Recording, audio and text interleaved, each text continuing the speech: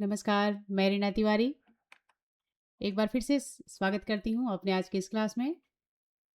और हमारा ये आज का क्लास जो है वो क्लास 12 से जुड़ा हुआ है। और ये विस्टर सेक्शन से journey to the end of the world जो कि तिसानी दोषी के द्वारा लिखा गया है। एक बहुत ही प्रेरणादायक और बहुत ही साइंटिफिक नज़र से ये चैप्टर बहुत ही इम्पोर्टेंट है। तो चलिए देखते हैं देर न करते हुए आज का क्लास 12 का विस्टा सेक्शन से journey to the end of the world by Tishani Doshi. तो सबसे पहले इस चैप्टर की हम समरी देखेंगे।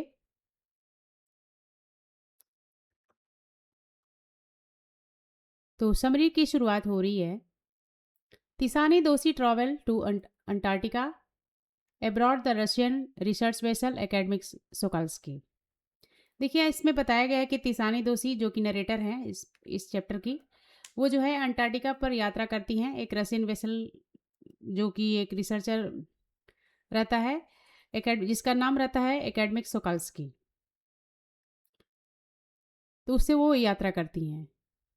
The journey begin to Madras Chennai, और उनकी जर्नी की शुरुआत होती है मद्रास चेन्नई से, जो अभी चेन्नई माना जाता है। And involve crossing 9 time zone, 6 check point, 3 bodies of water as many ecosphere. और देखिए ये यात्रा इतना आसान नहीं था। देखिए कैसे यात्रा उन्होंने कंप्लीट किया। उन्होंने वर्णन किया है इस चैप्टर में, कहती हैं कि इन्वॉल्व क्रॉसिंग 9 टाइम जोन, उनको 9 टाइम जोन जो है क्रॉस करना पड़ा था, और 6 चेक पॉइंट क्रॉस करना पड़ा था, और 3 बॉडीज ऑफ वाटर, और 3 सागर को भी उनको पार करना पड़ा था।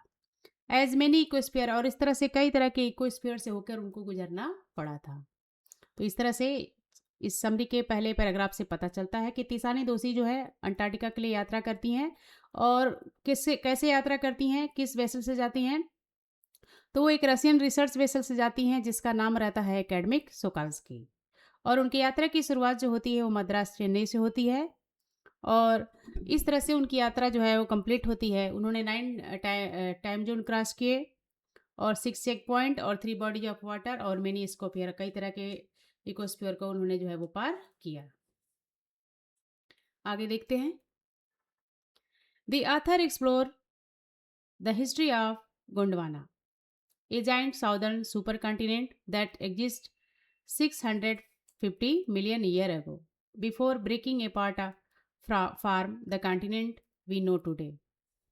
देखिए इसमें उन्होंने एक्सप्लोर किया है किस चीज़ का, हिस्ट्री ऑफ गोंडवाना का। गोंडवाना जो कि एक सुपर कॉन्टिनेंट माना जाता था, जो कि 605 मिलियन ईयर जो था वो अस्तित्व में था। और यहाँ बताया जा रहा है कि before breaking apart from continents, अब जो है वो गोंडवाना जो था सुपर कॉन्टिनेंट जो कई भागों में विभक्त हो चुका है, कई कॉन्टिनेंट में चला गया है, चेंज हो गया है। और यहाँ बताया गया कि Antarctica is the place where they no tree. Antarctica एक ऐसी जगह है जहाँ पर किसी तरह का कोई पेड़ नहीं है, नो बिल बोर्ड्स, किसी तरह का बिल बोर्ड्स नहीं है, ना ही बिल्डिंग है, यानी कि अंटार्कटिका पर कोई ऐसी चीज़ नहीं है। Only silence and vast ice, अगर वहाँ पर कुछ है तो सिर्फ शांति है और वेस्ट आइज है, यानी कि चारों तरफ बर्फ ही बर्फ दिखाई देते हैं। Through the student on ice programme, the author emphasise the Antarctica is the best place to study the earth past present and future. इस चैप्टर के माध्यम से, या फिर जो प्रोग्राम उन्होंने शुरू किया था बच्चों के लिए, स्टूडेंट के लिए, student on the ice programme, इसके तहत जो है आथर जो है ये महत्व बताना चाहती हैं कि अंटार्कटिका जो है एक बेहतरीन प्लेस है, सबसे अच्छा जगह है पृथ्वी के पास प्रेजेंट और फ्यूचर को जानने के लिए। Because it hold 500,000 year old carbon record trap in its layer of ice, क्योंकि ये 500,000 ईयर ओल्ड जो है कार्बन रिकॉर्ड जो है अपने बर्फ के जो लेयर हैं उसमें छुपाए रखी है। तो इस तरह से इस समरी से ये पता चल रहा है कि आथर जो है, जो इस तिसानी दोषी हैं, वो यहाँ पर जो है गोंडवाना की हिस्ट्री को रिवील करती हैं और बताती हैं कि कैसे वो एक सुपर कॉन्टिनेंट था 605 मिलियन ईयर पहले। और उसके बाद बताया है कि कैसे वो जो है वो कई कॉन्टिनेंट में जो है विभक्त होता है, और आज जो है उसे अंटार्कटिका के नाम से जानते हैं। और अंटार्कटिका ऐसी जगह है जहाँ पर ना किसी तरह का कोई पेड़ पौधे हैं, ना ही कोई बिलबोर्ड्स है और ना ही बिल्डिंग्स हैं। अगर वहाँ पर कुछ है तो शांति है, बर्फ है। और उन्होंने बताया है कि स्टूडेंट एंड आइस जो प्रोग्राम है वो बहुत ही बेस्ट प्लेस जो है होल्ड करता है अंटार्कटिका के लिए। और अंटार्कटिका ही उसके लिए काफ़ी अच्छी जगह है जिससे कि वहाँ जाकर स्टूडेंट जो है पृथ्वी के पास्ट, प्रेजेंट और फ्यूचर के बारे में जो है वो जान सकते हैं। तो ये था समरी। आगे देखते हैं। तो इस चैप्टर से जुड़े हुए कुछ स्मॉल की पॉइंट जो है आप देखते हैं, जो कि आपके लिए काफ़ी हेल्पफुल होगा, काफ़ी सहायक होगा। तो चलिए देखते हैं। The journey. पहला पॉइंट है the journey. Started from Madras took 100 hours to travel using a car, aeroplane and ship. Journey कैसे कंप्लीट होती है, जो जिसकी शुरुआत जो होती है मद्रास यानी कि चेन्नई से होती है, और इसमें 100 आवर्स यानी कि 100 घंटे लगते हैं यात्रा करने में। और इसमें यात्रा बस एक माध्यम से नहीं होती है बल्कि कई माध्यम से होती है। कुछ दूर तक लोग कार से जाते हैं, फिर प्लेन से जाते हैं, और उसके बाद वो लोग जो है शिप से जाते हैं। अगला पॉइंट है गोंडवाना। गोंडवाना जैसा कि आप जानते हैं कि एक सुपर कॉन्टिनेंट था। जब कोई कॉन्टिनेंट नहीं था तो वो खुद अपने आप में एक विशाल कॉन्टिनेंट था। तो आइए देखते हैं। 605 मिलियन ईयर अगो ये मैसिव सुपर कॉन्टिनेंट एग्जिस्टेड। बताया जा रहा है कि 650 मिलियन वर्ष पहले एक बहुत ही बड़ा जो है सुपर कॉन्टिनेंट था। India pushed north against Asia to form the Himalaya and South America drifted to join North America, opening the direct passage. यहाँ बताया जाए कि India pushed north against Asia. India जो है वो नॉर्थ एशिया के यहाँ बताया जा रहा है कि इंडिया जो है वो पुस्ट करती है किधर, एशिया की तरफ, जो कि हिमालय को बनाता है। और यहाँ बताया जा रहा है कि South America drifted to join North America, और साउथ अफ्रीका जो है वो नॉर्थ अमेरिका से जो है वो जुड़ने की कोशिश करता है। ओपनिंग द डायरेक्ट पैसेज, कैसे, एक डायरेक्ट पैसेज को बनाते हुए। तो इस तरह से यहाँ पर बताया गया है गोंडवाना के बारे में। आगे देखते हैं।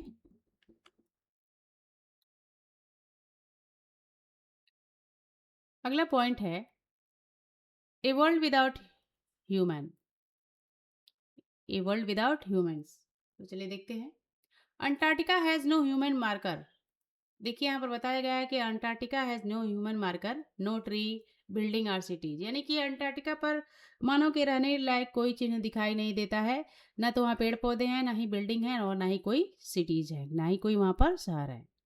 This lack of human noise makes one loss all earthly sense of prospective and time. यहाँ पर देखिए बताया जा रहा है कि this lack of human noises, यहाँ पर जो है मानो कि कोई होड़ नहीं है, किसी तरह के कोई शोर शराबा नहीं है। Make one all earthly sense of perspective and time, यहाँ पर लोगों के लिए काफ़ी जो है समझने के लिए विभिन्न प्रकार की धारणाएं भी हैं, और विभिन्न प्रकार का जो है यहाँ पर आपको समय भी मिलेगा जिससे आप वहाँ पर पृथ्वी के बारे में जो है वो समझ और जान सकेंगे। अगला पॉइंट है climate change evidence. Climate change evidence, climate change evidence जो है कैसे प्राप्त होता है ये देखते हैं। The author witness ice slabs clasping and glacier retreating which are clear sign of global warming. देखिए यहाँ बताया गया है the author witness to ice slab clasping. Author जो है वो विटनेस है, और ऑथर वहाँ पर गई हैं तो वो विटनेस है वहाँ पर कि किस तरह से ग्लेशियर जो है रिट्रीट करता है और कैसे क्लप्स होता है, और which are clear sign of global warming, जिससे कि पता चलता है कि किस तरह से ग्लोबल वार्मिंग जो है वो संकेत जो है वो दे रहा है, यानी कि किस तरह से ग्लोबल वार्मिंग जो है वो बढ़ रहा है। तो वहाँ पर जो है क्लाइमेट चेंज का एविडेंस जो है जाने पर जो है पता चलता है कि कैसे ग्लोबल वार्मिंग जो है अब धीरे धीरे बढ़ रहा है, क्योंकि वहाँ के ग्लेशियर जो है प्रभावित हो रहे हैं। अगला पॉइंट है student on ice. Student on ice, देखिए एक प्रोग्राम है। तो यहाँ बताया गया है कि a programme led by Jeff Green, एक ऐसा प्रोग्राम जिसकी अगुवाई कौन कर रहे थे, जेफ ग्रीन कर रहे थे। That make high school student to Antarctica, और जिन्होंने जो है वो हाई स्कूल के स्टूडेंट्स को जो है अंटार्कटिका लेकर जाते हैं। And he believe teenager are the future policy maker who can still make a difference. उनका ये मानना रहता है कि जितने भी टीनेजर हैं वही फ्यूचर मेकर हैं, वही आने वाली फ्यूचर है, तो अच्छे से उनको जो है सारी चीज़ें जानकारी होनी चाहिए। तो ये था स्टूडेंट आइस प्रोग्राम, जिसके लीडर कौन थे? जियोफ ग्रीन थे। और उनकी यही समझ थी कि बच्चों को ले जाया जाए ताकि आने वाले फ्यूचर में जो है अपने अर्थ को जो है कैसे बचाया जाएगा, कैसे संरक्षित किया जाएगा, उसको वो जान सकें, एकदम साक्षात जाकर देखकर अंटार्कटिका पर। अगला पॉइंट है फाइटोप्लैंक्टन। अगला पॉइंट है फाइटोप्लैंक्टन। तो आइए देखते हैं। माइक्रोस Microscopic grasses in the sea that use to the sun energy to process carbon. They sustain the entire southern ocean food chain. यहाँ पर देखिए एक बताया गया है माइक्रोस्कोपिक ग्रास के बारे में, जिसका नेम जो है वो साइंटिफिक जो नाम होता है उसका होता है फाइटोप्लैंक्टन। और इसके बारे में बताया गया है कि यहाँ पर जो है वो देखने को समुद्र में जो है वो मिलती हैं, जो कि यहाँ पर बहुत अच्छे तरीके से बताया गया है चैप्टर में कि वो क्या करती हैं। Sun's energy to process carbon, सूर्य के एनर्जी से ले वो कार्बन को जो है प्रोसेस करती हैं। They sustain the entire southern ocean food chain, और वो जितने भी साउदर्न ओशन हैं वहाँ के फूड चेन को वो अच्छे से बनाए रखती हैं, उसको कंट्रोल करती हैं। The small change in to the ozone layer affect this plant. अगर बताया जा रहा है कि अगर थोड़ा सा भी ओजोन लेयर में अफेक्ट होता है तो इस प्लांट पर जो है काफ़ी प्रभाव जो है वो पड़ेगा। Which could collapse and the whole ecosystem, जिससे पूरा इकोसिस्टम जो है वो कोलैप्स जो है वो हो जाएगा। यानी कि यहाँ पर फाइटोप्लैंक्टन के जो है महत्व को बताया गया है कि ये एक माइक्रोस्कोपिक ग्रास है जो कि साउदर्न ओशन के फूड चेन को बनाए रखती है अच्छे से। अगर इसमें ओजोन लेयर में थोड़ा भी प्रभाव पड़ता है तो इस पे पौधे पर भी काफ़ी प्रभाव पड़ेगा, जिससे कि पूरा इकोसिस्टम जो है वो डिस्टर्ब हो जाएगा। अगला पॉइंट है the walking on water. The walking on water, water पर चलना। चलिए देखते हैं कैसे चलते हैं वो लोग। The most memorable experience was walking on the meter thick ice sheet with 180 meter of living breathing salt water underneath. देखिए यहाँ पर बताया गया कि सबसे यादगार जो अनुभव था वहाँ पर जाने का नरेटर का, वो ये था कि किस तरह से जो है वो उस 180 मीटर बताया जा रहा है ना कि the a metre thick ice sheet, 1 metre मोटी जो है वो आइस शीट थी, और उसके नीचे जो है यहाँ बताया जा रहा है कि साल्ट वाटर जो है वो होता था। यानी कि नीचे पानी होता था, ऊपर 1 मीटर मोटी जो है वो बर्फ़ होती थी, और उस पर वो लोग जो है वो चलते थे।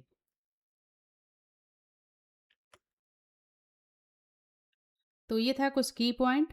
आगे देखते हैं इस चैप्टर से जुड़ा हुआ कुछ इंपॉर्टेंट क्वेश्चन जो आपके लिए सहायक होगा। तो देखते हैं सबसे पहला question, why is Antarctica the place to go understand the earth past present and future. इस क्वेश्चन में पूछा गया है कि अंटार्कटिका क्यों ऐसी जगह है जो पृथ्वी के पास प्रेजेंट और फ्यूचर के लिए बेहतर जो है वो समझने के लिए है।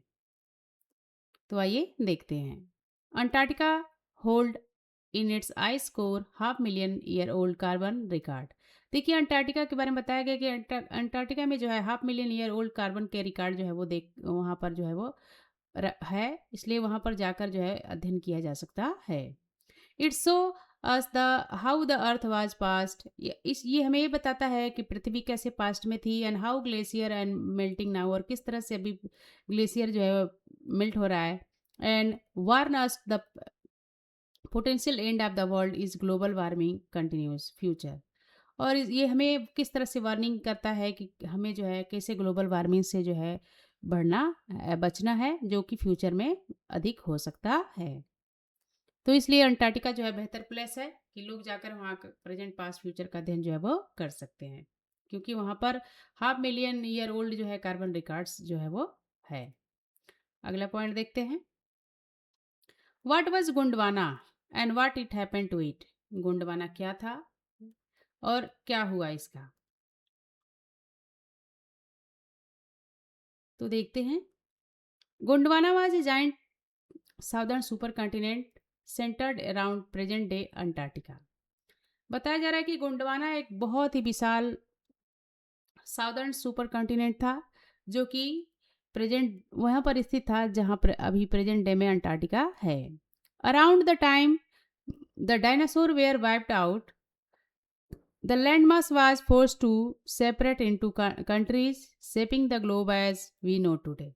यहाँ बताया जा रहा है कि अराउंड द डायनासोर, लगभग उस समय जिस समय डायनासोर थे और जिस समय वो विलुप्त हुए धीरे धीरे, the land mass was force to separate into country. तो ये जो सुपर कंटिनेंट गोंडवाना था वो फोर्स हुआ कई भागों में विभक्त होने के लिए, और विभिन्न प्रकार का जो उसका आकार प्रकार देखने को मिला, जैसा कि आज हम देखते हैं। यानी कि जैसा हम आज धरती को देखते हैं मैप में, ठीक वैसा ही है जो आकार प्रकार विभक्त होकर जो है वो बना था। गोंडवाना का गोंडवाना के सुपर कॉन्टिनेंट को कई भागों में विभक्त होने के बाद। अगला क्वेश्चन है, what is the objective of student on ice programme. ये जो प्रोग्राम था student on the ice programme, इसका क्या ऑब्जेक्ट था, आइए देखते हैं। The programme aims to provide student with a life changing experience at the age when they are ready to observe learn and act. ये देखिए, इस प्रोग्राम का सबसे मेन उद्देश्य ये था कि स्टूडेंट को वो सारी चीज़ें दिखाई जाए, प्रदान की जाए, जिससे वो खुद अनुभव कर सके एक ऐसी उम्र में जब वो कुछ ज़्यादा ही ऑब्जर्व करते हैं, सीखने की लग ज़्यादा होती है और एक्शन भी उनका ज़्यादा होता है। By seeing the reality of climate changing they became more conscious of the environment. यहाँ पर बताया जा रहा है कि उन जब वो वास्तविकता क्लाइमेट चेंजिंग का वो देखेंगे अंटार्कटिका जाके, तो शायद वो और भी जागरूक हो जाएंगे अपने पर्यावरण को, अपने वातावरण को ध्यान में रखते हुए। तो अगला क्वेश्चन है, why does Geoff Green prefer student over celebrity for his programme. यहाँ पर बताया गया है कि जेफ ग्रीन जो कि लीड कर रहे थे इस यात्रा को, वो क्यों प्रेफर करते हैं स्टूडेंट को सेलिब्रिटीज की अपेक्षा। तो आइए देखते हैं। Celebrities and retired rich people can only give an limited way and often jet. Student, however, are the future policy maker who is still idealistic enough to take action to save planet. देखिए, उन्होंने बताया है कि जो celebrity जो होते हैं या रिटायर जितने भी रिच होते हैं, वो सिर्फ जो है उनका लिमिटेड जो है वो एम होता है, लेकिन जो स्टूडेंट ऑन आइस प्रोग्राम या फिर जितने भी स्टूडेंट होंगे, वो हमें ये बताएंगे कि किस तरह से जो है एक पॉइंट ऑफ व्यू होता है कि किस तरह से हम अपने प्लेनेट को जो है वो बचा सकते हैं, वहाँ पर जाकर साक्षात वहाँ के क्लाइमेट चेंजिंग को देखते हुए। अगला क्वेश्चन है, how do microscopic phytoplankton play a crucial role in the ecosystem. किस तरह से जो माइक्रोस्कोपिक सूक्ष्म जो पौधा होता है, वो किस तरह से जो है एक बहुत ही अहम भूमिका निभाता है इकोसिस्टम के लिए। तो आइए देखते हैं। This tiny plant sustain the entire southern ocean food chain. देखिए, ये छोटा ये जो सूक्ष्म पौधा होता है, ये साउदर्न ओशन के जो है जितने भी फूड चेन होते हैं उसको बनाए रखता है। They use photosynthesis to turn carbon into food and any further depletion of ozone layer will affect their activities. और यहाँ बताया जा रहा है कि they use photosynthesis to turn carbon into food, और इस तरह से जो है वो फोटोसिंथेसिस की प्रक्रिया करते हैं। और यहाँ बताया जा रहा है कि अगर उन पे थोड़ा भी ओजोन परत का जो है असर पड़ता है, उसके अफेक्ट पड़ते हैं, तो उनकी क्रियाकलाप जो है वो बाधित होंगे and he will turn to affect the life of marine animals and birds and region. तो इस तरह से जितने भी मैरिन जितने भी समुद्री जीव जंतु हैं या फिर पक्षी हैं आसपास रहने वाले क्षेत्रों में, वो सारे जो हैं वो प्रभावित होंगे। तो इसके बाद अब हम देखेंगे कैरेक्टर स्केच ऑफ तिसानी दोषी द नरेटर। इस चैप्टर की नरेटर है तिसानी दोषी। तो आइए देखते हैं इनके कैरेक्टर को।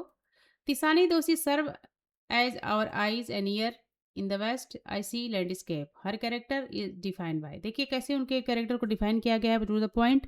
पहला पॉइंट है क्यूरियस एंड ऑब्जर्वेंट ट्रैवलर।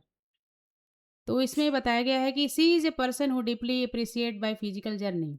वो देखिए एक ऐसे व्यक्ति हैं जो बहुत ही अप्रिशिएट करती हैं फिजिकल जर्नी को ध्यान में रखते हुए। And she meticulously note the crossing 9 time zone, 6 check point and 3 bodies of water, और बहुत ही बारीकी से जो है उन सारी चीज़ों को ध्यान में रखती हैं जब भी वो गुजरती हैं 9 टाइम जोन से, 6 चेक पॉइंट से और 3 बॉडीज ऑफ वाटर से। She just not travelling for fun, न सिर्फ वो फन के लिए ट्रैवलिंग करती हैं, she is there observe and learn about the earth story, बल्कि वो वहाँ के अर्थ की जो स्टोरी है, हिस्ट्री है जो वहाँ की, उसको भी वो ध्यान में रखती हैं और वो सीखती हैं। अगला पॉइंट है फिलोसॉफिकल रिफ्लेक्टिव। अगला पॉइंट तिसानी दोषी की कैरेक्टर का पॉइंट है philosophical reflective. Tishani is overwhelmed by the sheer scale of Antarctica. Tishani Doshi देखिए बताया गया है कि अंटार्कटिका की को देखते हुए जो है वो काफ़ी प्रभावित होती हैं। सी थिंक्स डीपली अबाउट गोंडवाना, और गोंडवाना के बारे में बहुत ही गहराई से सोचती हैं। And million of year to for the two way to does now and here reaction one of the profound wonder the interaction the plant history. देखिए वहाँ पर उन्होंने बताया है कि किस तरह से उनका रिएक्शन होता है इस अंटार्कटिका के वातावरण को ध्यान में रखते हुए। अगला पॉइंट है एनवायरमेंटली कॉन्शियस। तो किस तरह से एनवायरमेंटली कॉन्शियस होती हैं ये देखते हैं। She is deeply disturb by the sign of global warming. वह ग्लोबल वार्मिंग जो होता है उससे वो काफ़ी प्रभावित होती हैं, डिस्टर्ब होती हैं देखकर वहाँ की वातावरण को। And witness ice slab clasping and glacier returning make the realise the fragility of water. देखिए यहाँ पर उन्होंने बताया है कि किस तरह से जो ये ग्लोबल वार्मिंग बढ़ रहा है, किस तरह से जो है ग्लेशियर पिघल रहा है, उसका क्या प्रभाव धरती पर पड़ रहा है, कमज़ोर कैसे हो रही है धरती। And she use to writing a warn us us that if we don't act now future might be very dark. आगे उन्होंने ये भी बताया है कि अगर हम ध्यान नहीं देते हैं, अभी चेतावनी नहीं बरतते हैं, तो अगर काम अभी नहीं करते हैं तो हमारा फ्यूचर जो है बहुत ही डार्क होगा। अगला कैरेक्टर स्केच है जियोफ ग्रीन। अगला कैरेक्टर स्केच जियोफ ग्रीन है। देखिए Geoff Green is a Canadian educator and head to student ice programme. Geoff Green जो है कैनेडियन एडुकेटर होते हैं जो कि स्टूडेंट एंड आइस प्रोग्राम के जो है हेड होते हैं। आगे उनके पॉइंट वाइज जो है कैरेक्टर को दर्शाया गया है। A visionary leader, he had foresight to realize that taking youth to the end of the earth would more impactful than taking rich or celebrities people। देखिए उनका विजनरी लीडर होते हैं, उनको काफ़ी जो है भविष्य की काफ़ी जो है चिंता होती है, और वो कहते हैं कि स्टूडेंट को ले जाना बेहतर होगा ना कि किसी सेलिब्रिटी को, क्योंकि स्टूडेंट जो है आने वाले समय के जो है भविष्य के जो है कर्ता धर्ता है, तो उनको ध्यान में रखते हुए जो है वो ले जाना उचित है। अगला पॉइंट है आइडियलिस्टिक एट प्रोग्रामिस्ट। आइडियलिस्टिक होते हैं, आइए देखते हैं। He believe that teenager are an age where they are ready to observe learn and most importantly act. He call them to the future policy maker. देखिए उनका ये मानना था कि टीनेजर जो है वो आने वाले समय में जो है वो काफ़ी हेल्पफुल होंगे, क्योंकि वो इस उम्र में होते हैं कि वो काफ़ी चीज़ों को ऑब्जर्व करते हैं, सीखते हैं, और सबसे महत्वपूर्ण बात है कि वो उस पर एक्शन भी लेते हैं। He call them the future policy maker, और वो स्टूडेंट को, टीनेजर को जो है वो फ्यूचर पॉलिसी मेकर जो है वो कहते हैं। उसके बाद देखते हैं अगला point disillusion with jet celebrities. तो देखिए क्या बताया गया इस पॉइंट में। He is tired of people who go to Antarctica just for the status और ए वेकेशन। देखिए वो बता रहे हैं कि मैं काफ़ी उब जाते हैं ऐसे लोगों से जो सिर्फ अंटार्कटिका पर घूमने फिरने के लिए जाते हैं, छुट्टियां मनाने जाते हैं। He want people who will return to change how the world think about the environment. वो चाहते हैं कि ऐसे लोग जाएं जो आकर यहाँ पर बताएं या फिर यहाँ आकर समझाएं कि किस तरह से जो है अपने एनवायरनमेंट को जो है वो संरक्षित किया जाएगा। तो इस दोनों कैरेक्टर के बाद अब हम देखेंगे इस चैप्टर से जुड़े हुए कुछ एमसीक्यू। तो सबसे पहला एमसीक्यू है what was the name of the research vessel that author travel in. उस रिसर्च वेसल का क्या नाम है जिससे जो है ऑथर जो है ट्रैवल करती हैं। तो देखिए उसका नाम जो है एकेडमिक सोकाल्स्की है, इसलिए ऑप्शन नंबर बी जो है हमारा करेक्ट आंसर है।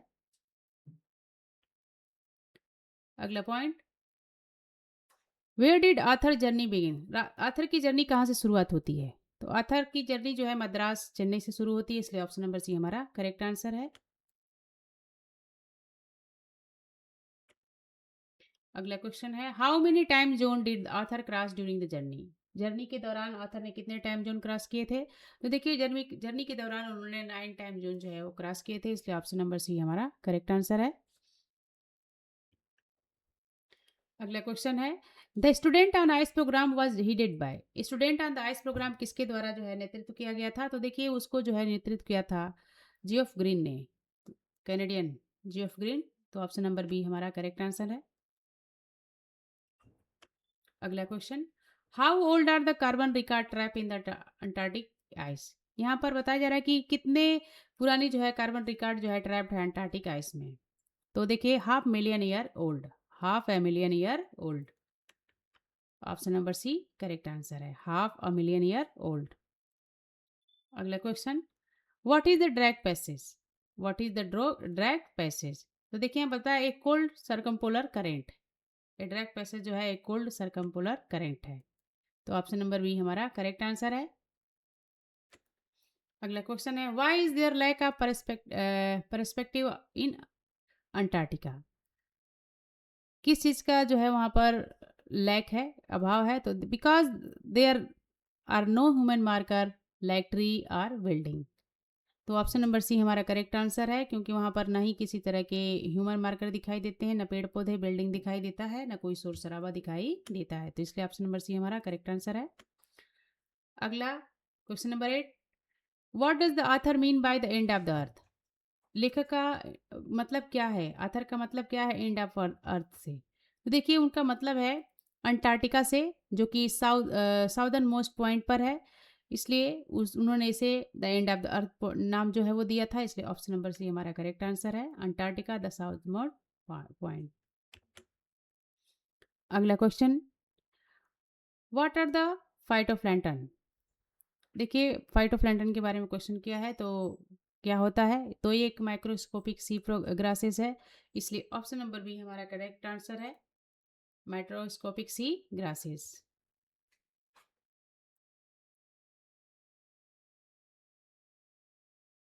अगला question, what did the author walk on the felt like walking on the giant ping pong ball? Author को कैसा फील होता है जब वो वॉकिंग करती हैं यहाँ पर जायंट पिंग पोंग बॉल पे, और वो क्या चीज़ से निहित है, किस चीज़ से कंपेयर किया उन्होंने? तो देखिए the stark white ice cap, the stark white ice cap, option number C है। तो ये था हमारा आज का क्लास। अगले क्लास में आपसे फिर से मिलते हैं, तब तक के लिए धन्यवाद।